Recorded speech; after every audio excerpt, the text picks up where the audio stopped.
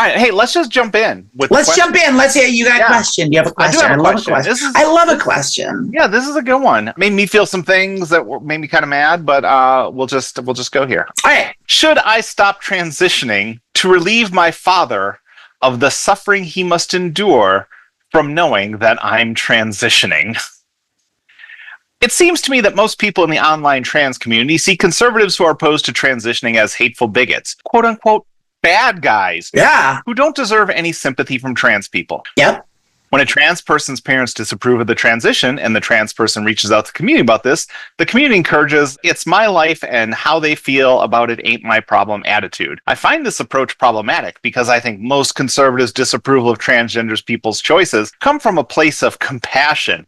My parents disapprove of my transition. My father is very strongly against it, and I don't just think, I know that their stances come from love and compassion, not hate. My father urges me to stop taking hormones because he's worried that I'm digging myself into a hole and heading down a dark path that will result in a very hard life.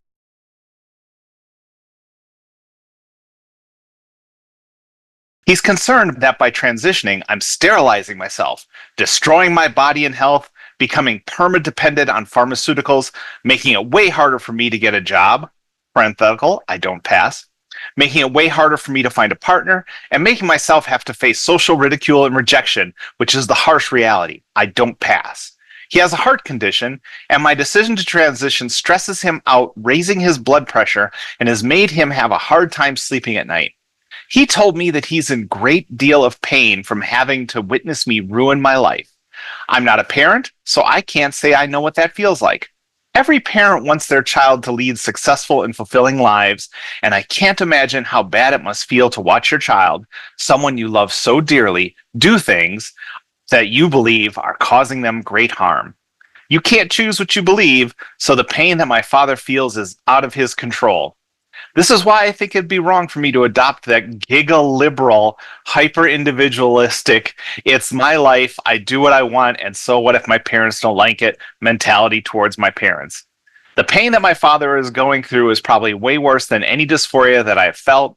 I think I'd be arrogant of me to say my pain is worse than his, since I've never been in his shoes. So the moral choice of utilitarianism is for me to not transition, but I want to be female so bad. What do I do? And before we get into that, this seems... This was not written by a person. This was written by the Heritage Foundation. This was written by a youth pastor. This was written by a right-wing think tank. But I think there are some things in here that you're going to hear. Oh, there's a lot to break down. That we can break down and talk about. You're ready to go, so I'm going to turn it over to you real quick. No, let's. I need to go piece by piece. So let's give me the first sentence there. Oh my God, you're going to make me read again? Yes, that was a lot. You got to start taking notes. This is crazy. You know how crazy. You just read it. You know how crazy this is. Usually these things, like when we condense them down, they last about 10, 15 minutes. Like this one's going to be longer. 15 minutes. Piece by piece. First thing they said. First thing the prepared statement said. Oh, the first thing was just like conservatives we see them as bad guys, but it really comes from a point of love and compassion.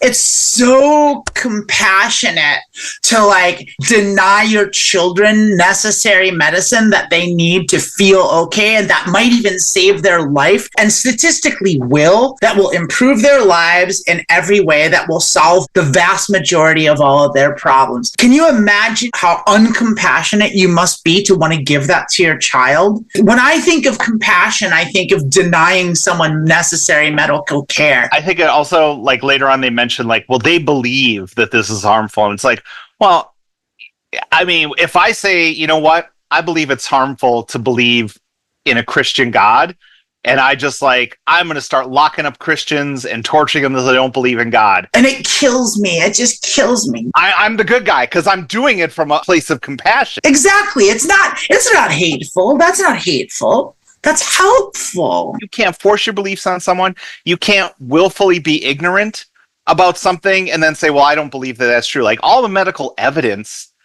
is there. It's beyond medicine. The jury's out on this. This is not up for debate anymore. So for someone to just deny reality doesn't mean that they believe that belief's not valid. If I believe the earth is flat, I don't get to live my life and impose that on other people, like, because you're wrong. Belief isn't right or wrong. Sometimes it's absolutely abjectly wrong. Just because you believe something doesn't make it fact. It also doesn't make it valid. Doesn't make it above reproach. You are technically allowed to believe whatever you want, but like there are consequences for your actions. We really need as a society, and especially in American culture where the respect for free speech sometimes endangers the whole society, finding that balance between letting people like think how they want and doing what they want and actually curtailing dangerous ideas, like, because that's a real thing. The notion that like, oh, everyone's entitled to their own opinions, well, that is technically true, but like that doesn't mean all opinions are equal in legitimacy. If you have the opinion of something that is factually incorrect, well, that's an invalid opinion. It just is. You can believe that gravity isn't real and that you can float up into the sky and fly through the air like a bird, but you can't do it. It's not real. If you have that opinion, you are wrong. The whole of history is just like people believing what they're doing is right. Like the Romans conquered half the world, most of the world, because they believed that it was for the betterment of everyone else. All of the worst atrocities are committed by people that think they're doing the right thing. But this is the other thing that brings me back to this is my dad is so worried that I'm going to have a hard time getting a job and people are going to ridicule me. And it's like the first step in that is, accepting and loving their child. If your dad can't accept and love you, and then say, well, no one's going to love you. It's like, well... Yeah, and you can't even do it? Yeah, like, what is this? The world is what we make it. And people are like, well, that's the way the world works. Like, well, the world works the way we make it work. We can choose to make things fair. The majority of us don't choose to do that. We could all choose to not be bullies and treat each other with love, but the majority of us, and the majority of us are Christians whose main law is to love one another, choose not to do that. How the world is sometimes out of our control, but if someone tells you, well, the world won't accept you and I won't accept you, it's like, well, you're the world, Dad. Like, it starts with you. Like, are you going to ridicule me? Are you going to accept me? The one that I thought was like the most amusing was like the part where the dad, like the character A, said that they were concerned that they would have a lifelong addiction to pharmaceuticals, and then on the same breath said they had a heart condition. Does your dad take medicine for his heart condition? That's okay, right? Like, that's okay to, like, if you have a heart condition. Here's how this conversation goes. Hey, Dad, I know that like a lot of people your generation are being convinced by doctors that they have heart problems, but really all they're doing is they're getting you addicted to this heart medication that you have to take every month. And I just don't believe that you do have a heart problem. And then at the end, there's going to be this major surgery that you have to have, and a lot of people die from that surgery.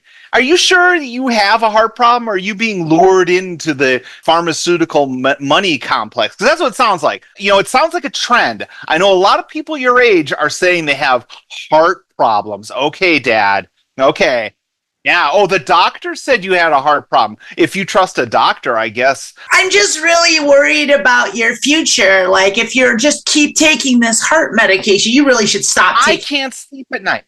It's having a negative effect on me. If you take your heart medication, it ruins my life. That wrecks my life. You taking your heart medication just because you think you need it doesn't mean you do. That's my answer to anyone who brings up the medicine stuff. Why don't you just choose to have a healthy heart and be happy with the heart that you have? Isn't that the best way? That's God's way. God made your heart. God made you perfect. I don't know why some human doctor is going to mess with the heart that God made. Yeah. We're reformed today, man. This shit just like, because it's so phony. It's the Steve Buscemi meme. Hey, fellow kids. This is like the dare guy trying to come in and say, I heard what's really cool is not doing drugs, eh? My standard answer to if any question is, should I stop making myself happy because of it makes someone else unhappy? That's a straight up no. Like, that person has to deal with their shit. Yeah. You have to live your life.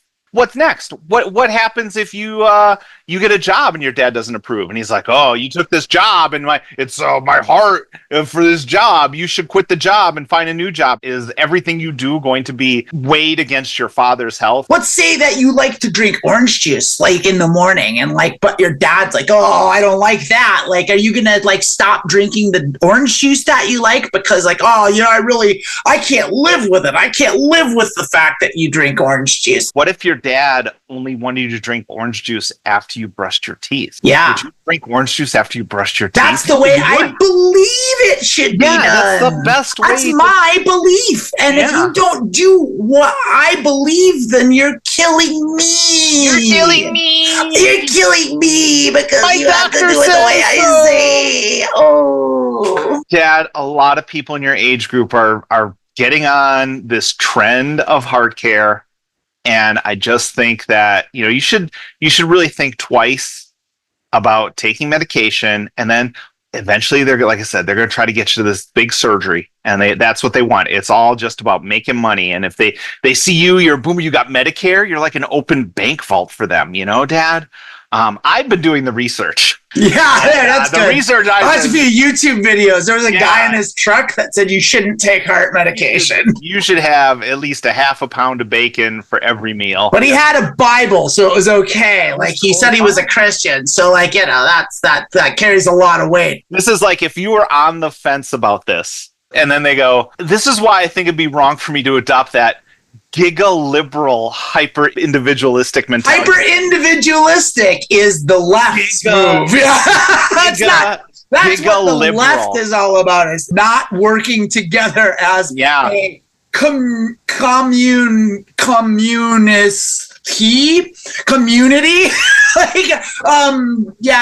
got to be like a word for like communally working together for the greater good, like that communists. It's escaping me, but like if there was something like that, I mean, that's certainly not that's the left, because the left is hyper individualistic. They're all about not helping each other. Everyone on the left hates helping other people. That's what we're all about. The other reason I want to talk about this, and we kind of touch on this every week, is just like, when you're online, and I've noticed this a lot in Reddit, and this is not just trans support groups. Everything is so much disinformation and stuff being put out by bots. There is a literal army of right-wing bots going around making fake accounts, doing all this stuff, and starting arguments. You don't owe some rando on the internet your energy and your mental health. It does a lot of psychic damage when you like fall into that shit. They get you, and like it's like that meme. It's like the Scooby-Doo meme where like, let's see who's really behind this, and you lift it up and then you just see lines of code in Russian. I always tell people, I make choices based on what's best for me, but you have to do what's best for you. And if that choice is pleasing your father, then make that choice. I don't judge whatever you choose to do here. Just know that if you're not a youth pastor from Mankato, Minnesota, and you're a real trans person, you're making these choices, making your dad better is not going to make you feel better. Now, wait a minute. I got to say, to this very real person that wrote this very real question, what I would like to say is, if you're that concerned, but I'm thinking of stopping because it hurts my father's feelings. Like, well, if that's something that you can parse, that you can live with, and that you'll be okay with doing, then by all means do it. By all means detransition and stop taking the hormones and make your father happy if that makes you happy. And if you think that'll make you happy, good luck with it. And you know what? Anyone can do that at any time, and it's fine, and it's not going to hurt you. And now you know that this isn't the thing for you. So go live your truth, because you're real. Go do that, and that's fine. That's fine. You can do that too, because you're super real, and this is a real situation.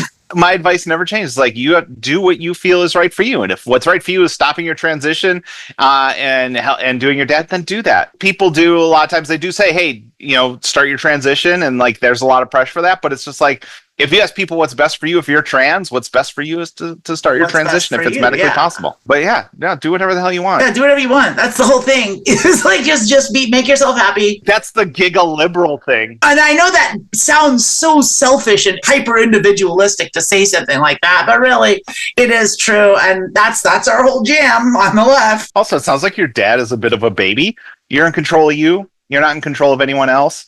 I never trust anyone who tries to exert any control over me, not because I'm some wild horse, although I am a wild horse and I can't be tamed. Can't cage this bird. Yeah, who do you think you are? You get your own shit together. If you want to stop your transition, do you think your dad will stop having a heart condition? I mean, if you ask me, the only way to stop having a heart condition is to stop taking the meds. Yeah, I mean, that's the thing. because it's a big scam by big medicine. Yeah, by big pharma. That's not their position exactly, because their position is like, it's not that I won't want you to transition, it's just I'm thinking of your overall well-being. And I think like by taking heart medication, you're really diminishing your chances that like think of all the money you're spending on the medication, think of all the time you spent, like you're hooked on these pills, like you said, it's going to take you eventually down the road to surgery. Unnecessary surgery. Society's just going to look at you like, look at this weak loser. Their heart doesn't even work. Like, why are you doing this, you weak loser? Why would you do this? Like, you're dragging down society by your weakness. Like, you're contributing to the failure of humanity by your weak heart that you need medicine. So just stop taking it. Be a real man. Stop taking your medicine. There's a part here I didn't read that like an add-on that basically is just like, I have a history of making bad decisions. Oh, I'll say. And my dad said, listen to this, he told me that he'd likely be more supportive if I had a track record of my actions working out for me. So just from the other side of the glass, if you're making a decision to stop your transition and you always choose the wrong thing. This is like a George Costanza situation. If your decisions are so bad, always do the opposite. That's how you got to do it. So it's like, well, I'm thinking of listening to my dad. Well, clearly don't, because you have a track record of making bad decisions. So you got to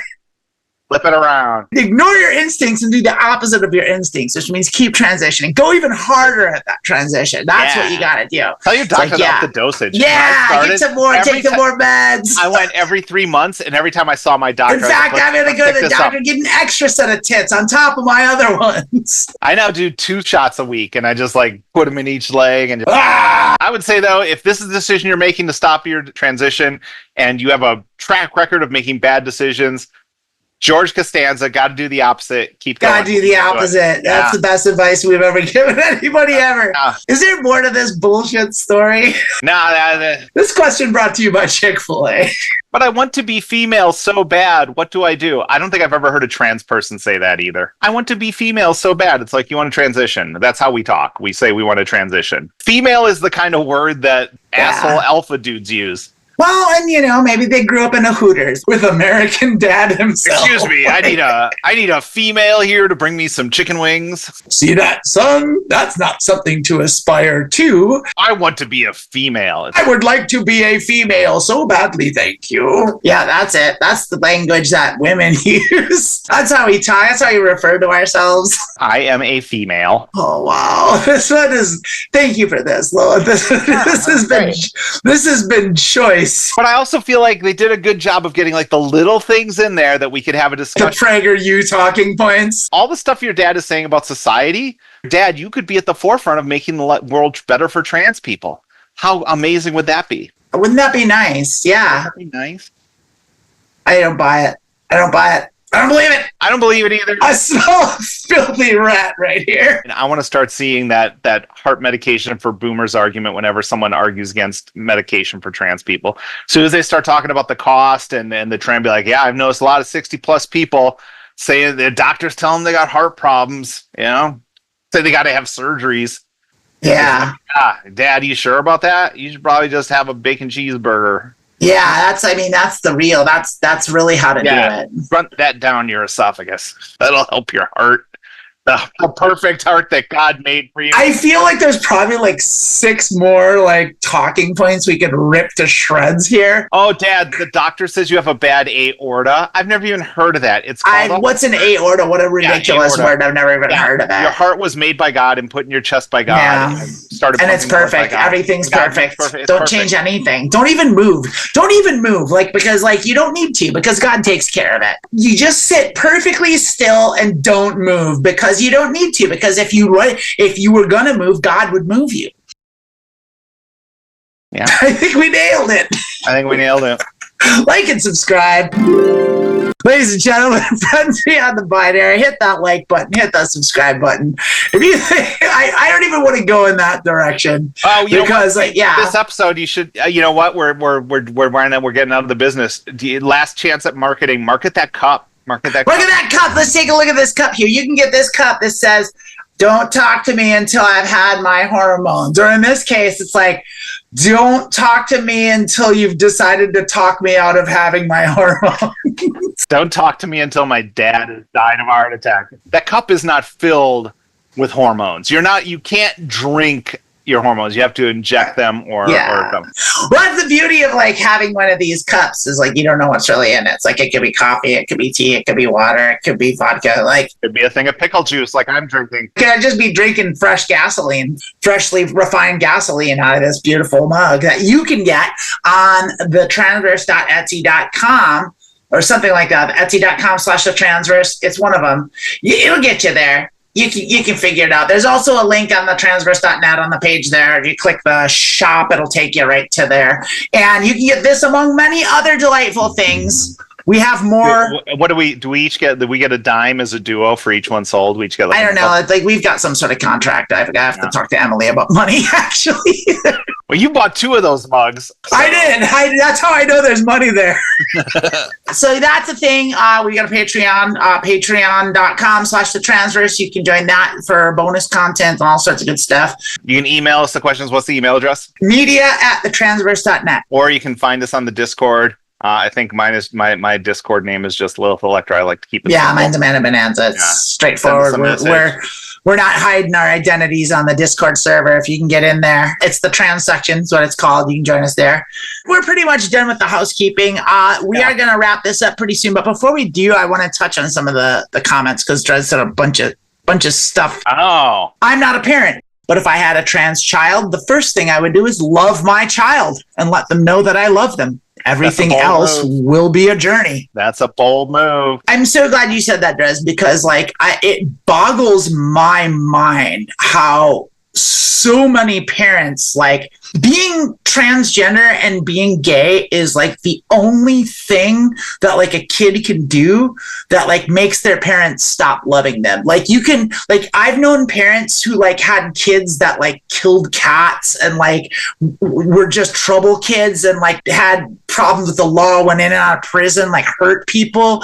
Like your kid can be a gang member, your kid, and you're always like, well, I know they did this thing, but I love them anyway because they're my kid. But if you're trans, for some reason, that goes out the window and they stop loving their children and start hating them. And I don't get it.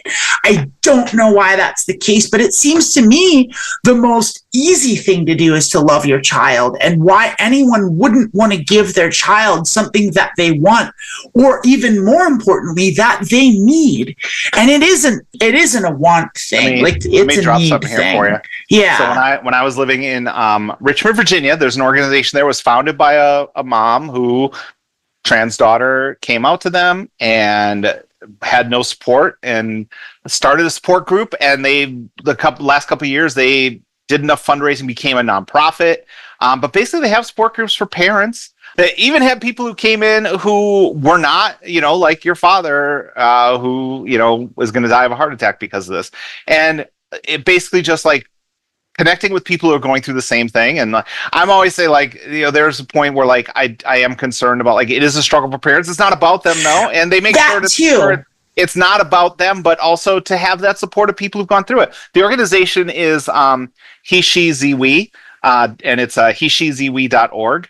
If you go there, and they do a lot of stuff online. I don't know if they do anything outside of Virginia, but I would say if you have a parent who need support, they might be able to put them, if they can't join their online meetings, they might be able to at least put them in someone in touch with in your area, or they might have a network of people to help. But every trans person I've talked to, part of the journey has been like finding those support people and asking for help and asking for support. It's huge. You need it. And everyone needs it. Considering what a giga liberal, ultra individualistic I am, that I would support others and help others on their journey. And you would think that if you were a right wing and communistic, because you're so much about community, have those supports, but those aren't there. So parents might not know where to look for that support. That's a great opportunity. And then of course, there's places like PFLAG, which I think almost every state or location. I think PFLAG's everywhere. I know it's here. That might be a great way to support. But he.she.ze.we.org, they do support that is specific for parents of trans kids,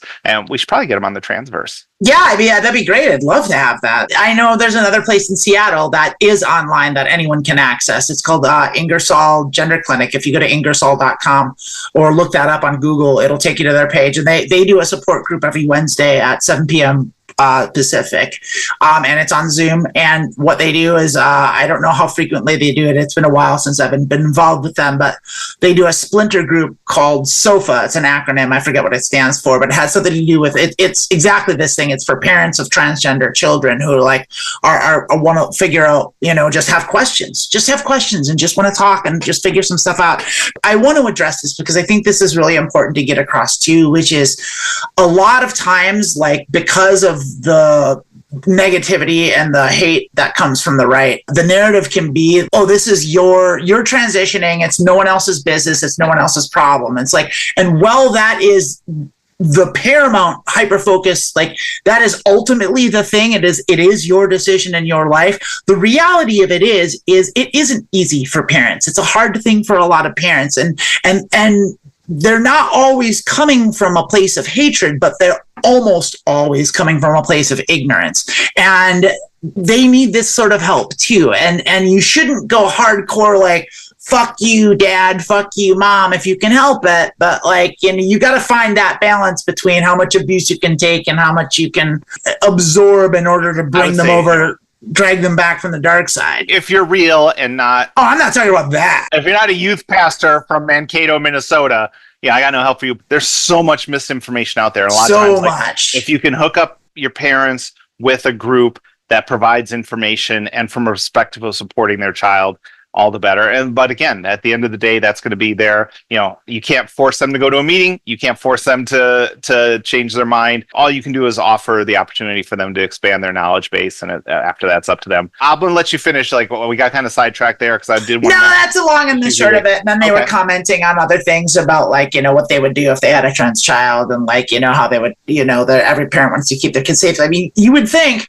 that's the thing is you would think that, but then parents of trans children that aren't supportive, they literally kick them out of the house, and they watch them become homeless, and they do terrible things. It's really, really bad. It's crazy because you watch this, and I just got lucky and I have supportive parents, and but it's because I got lucky. I am far away in the slim minority of people that came out and didn't get straight disowned by their parents. That happens way more often than it should. And this is what boggles my mind about it, because it's you're talking in circles again. I know, but it's just, I'm so passionate about it. I mean it. It's you don't. But you just have to make your point, and then you're done. Yeah, I guess you're right. And I did make my point. You should love your children, and you should want to help them, and don't be a selfish piece of shit. They're not your fucking property. You got it. All right. All right. Thanks for joining us today. Thanks for joining us on Transition Tuesday. Join us next week on Transition Tuesday. We'll see you later. Goodbye.